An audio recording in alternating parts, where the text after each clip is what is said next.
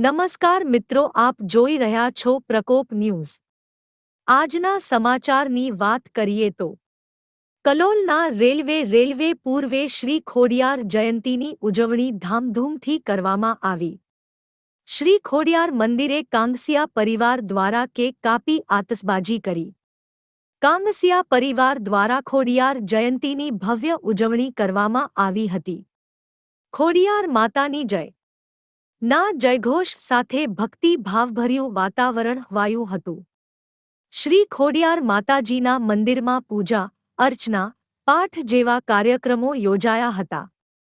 સાંજે શ્રી માતાજીની મહાઆરતી યોજાઈ હતી, જેમાં ભાવિક ભક્તોએ હર્ષોલ્લાસથી કાર્યક્રમમાં ભાગ લીધો હતો તેમજ કેક કાપી માતાજીની જન્મતિથિ ઉજવી હતી। મહાઆરતી બાદ સર્વજનોએ મહાપ્રસાદીનો લાભ લીધો હતો। મંદિરના પ્રાંગણમાં રાત્રે ડભકતી ભર્યા ભજનો અને માતાજીની સ્તુતિ તેમજ માતાજીના ગરબા એ રંગ રાખ્યો।